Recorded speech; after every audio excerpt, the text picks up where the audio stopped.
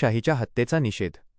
चाळीसगाव शहर विकास आघाडीच्या नगरसेवकांचा मतदानावर बहिष्कार. स्थानिक स्वराज्य संस्था विधानपरिषद निवडणुकीत लोकशाहीची हत्या झाल्याचा आरोप करत चाळीसगाव शहर विकास आघाडीच्या 11 आणि 2 अपक्ष नगरसेवकांनी मतदानावर बहिष्कार टाकल्याची माहिती राजेंद्र चौधरी, दीपक पाटील, घृष्णेश्वर पाटील, बंटी ठाकूर व रोशन जाधव यांनी पत्रकार परिषदेत दिली.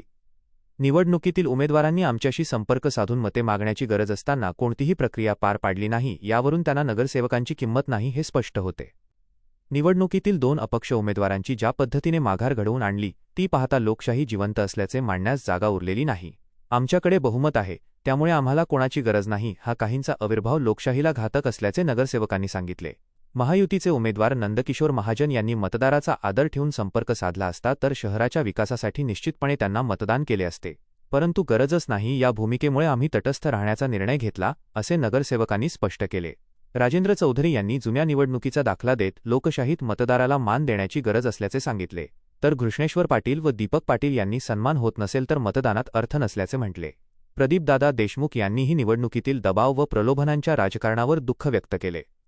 या पत्रकार परिषदेला नगरसेविका सौ विजया पवार, सौ सायली जाधव, अभिषेक देशमुख, इम्रान शेख, सौ स्वाती राखुंडे, सौ पूनम अहिरे, वैशाली मोरे व सौ राजश्री राजपूत उपस्थित होते.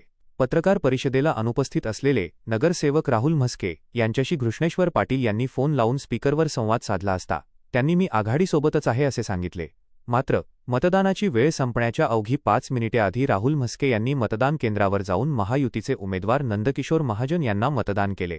ग्रामस्थ लाईव्ह संपादक किसनराव जोरवेकर, बातमीसाठी संपर्क बबलू आहिरे, चाळीसगाव. पुढच्या घटकेला आम्ही शहर विकास आघाडी म्हणजे लोकनेते आणि दादा शहर विकास आघाडी आणि आमच्या समवेत असलेले 2 अपक्ष नगरसेवक म्हणजे राजू चौधरी आणि आदरणीय सायलीताई हे सुद्धा असे सगळे मिळून 13 नगरसेवक आज सकाळी आमच्या आघाडीचे प्रमुख आदरणीय दादासाहेब यांच्याशी चर्चा केली आणि चर्चा केल्याअंती असं आम्ही एकमताने ठरवलं की ज्या ठिकाणी लोकशाही शिल्लक राहत नसेल त्या ठिकाणी मतदान करून काय फायदा.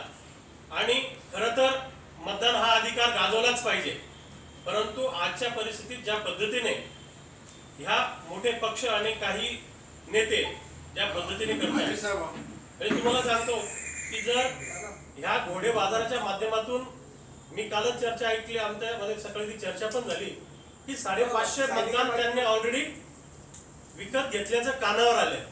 मग इथे कुठे लोकशाही राहिली. आणि जर अशी प्रक्रिया करून जर मतदान होत असेल तर आम्ही मतदान न केलेलं बरं. आणि म्हणून आम्ही एकमताने सगळ्यांनी ठरवलं की जी प्रक्रिया लोकशाही पद्धतीने होत नाही त्या प्रक्रियेत आम्ही सहभागी होत नाही.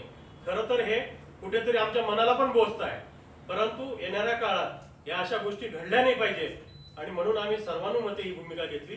आणि म्हणून आजच्या मतदानाच्या प्रक्रियेमध्ये आम्ही शहर विकास आघाडीचे 11 नगरसेवक व 2 अपक्ष नगरसेवक असे 13 नगरसेवक आम्ही या प्रक्रियेपासून लांब राहत या प्रक्रियेवर बहिष्कार आज टाकतोय.